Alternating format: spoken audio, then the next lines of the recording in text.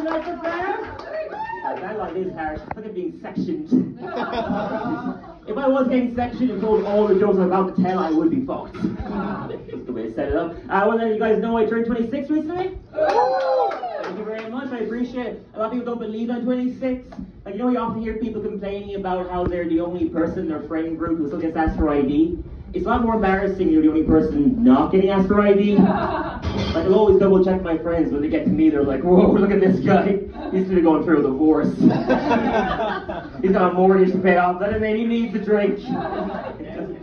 26 is an annoying age to be single though, because like I'm not like a silver fox yet, I'm also not like a hot younger guy, I'm just a guy. You know? I've gotten to the age where I'm starting to hear you'll do a lot more. I don't do well on dating apps either. I can find the women's standards have gotten a bit too high. The requirements have gotten wait for it.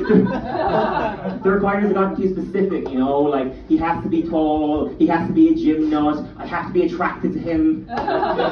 My standards are way lower. For me, all you gotta be is alive and vaguely interested. Settling's important, okay? I haven't had sex in so long that watching porn now is just as much of an escape for me as watching Harry Potter. Yeah, Fantastic Beasts, yeah, I should have said that.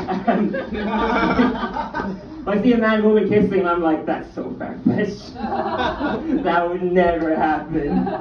They start taking their clothes off and I'm like, alright, I'm putting on Star Wars. At least that's somewhat realistic.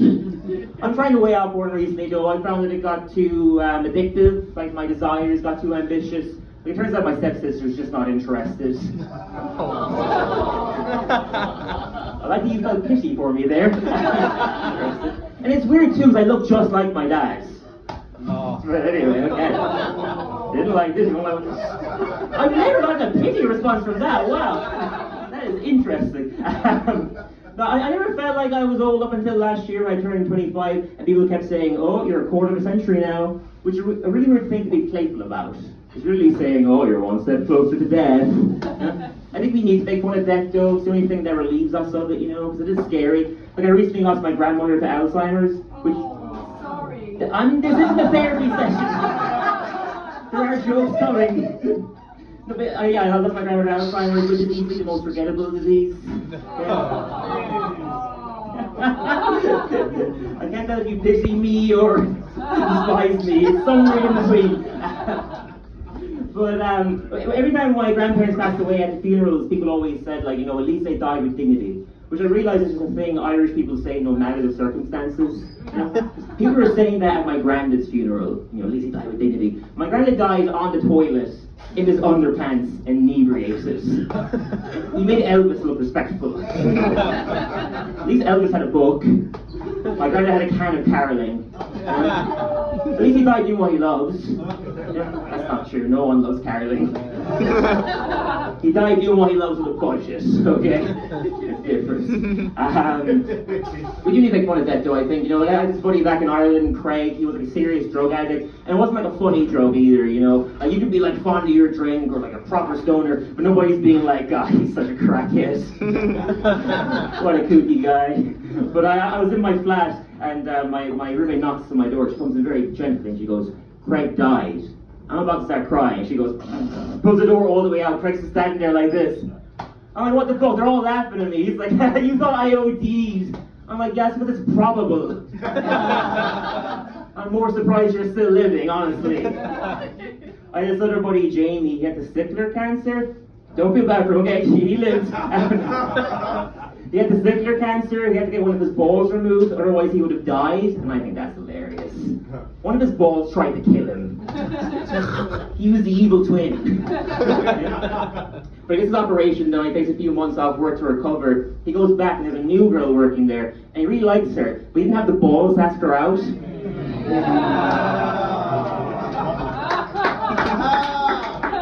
I'm realizing now, you don't pity me, you pity the people in my stories. It's coming together now. I gave them all permission. But they all gave me permission to tell these jokes. Apart from the dead people, obviously. Who's that? But I told him he should have played the cancer card way more. Eventually she said no. He asked her, I told him he should have played the cancer card way more. You know, she could have been his Make-A-Wish. I find it actually really convenient though to only have one ball. If someone punch you, there's a 50% chance they miss. You know? I do have a sixth sense of humor though, in case it wasn't clear already. Anyone else sixth sense of humor? No? I think you're all better people than me actually, right on. But like, I definitely sixth sense of humor. Like, last time my flatmate was telling me that he fell in the shower, he was trying to get me to sympathize with him. I was just like, he was like, dude, it's not funny. I was like, come on, you were wet and naked, slipping everywhere. That's comedy gold. You don't think I'm an asshole, okay. But then he goes to me, it actually wasn't funny, because when I fell out, I knocked my head against the sink. And I was like, I think you and me have a very different idea of what funny is. A bump on the noggin doesn't make this more tragic, okay? But I'm from a place in Ireland called Kerry. Any fans? Oh, really? Oh, shit, wow. What part? Kenmare, shit, alright. I think you'd be on my side more then. We're like cousins or something. Former lovers, maybe, I don't know. Or both. We'll figure it out later. Still outside. Well, there's this charity back home, you probably know, it's a really big charity for suicide prevention. I was reading recently that their funding went way up this year, so they decided to celebrate by hosting a skydiving event. Yeah, right? I feel like if your charity's focus is suicide prevention, skydiving's not really the way to go. That's a demo for what it might feel like to kill yourself. Afterwards, it's like, oh, how did you find it? Oh, it was great. Midway in the air, I felt a sense of relief that I've never felt before in my life. It would also be very easy to loosen the parachute, you know, make it look like it was the company's fault. Suicide prevented, homicide succeeded. You know? Okay, I'll leave you guys with this. My mom is great at giving advice. Like, I was seeing this girl for a while and I wasn't really feeling it, so I asked my mom, it's like the 80s all over again. Because you always fucking miss. I'm gonna finish this joke even though you ruined it. I asked my mom what's the right way to break it off without hurting her, and my mom goes, treat women the way you would like your mother to be treated. And that's pretty great advice, isn't it? Yeah. I've been using it ever since then. So now when I go on dates, I don't flirt with them. I tell them I love them straight away. And I asked them if I could borrow some money. And they're trying to kiss me. I'm like, whoa, what the fuck are you doing? Alright, thank you.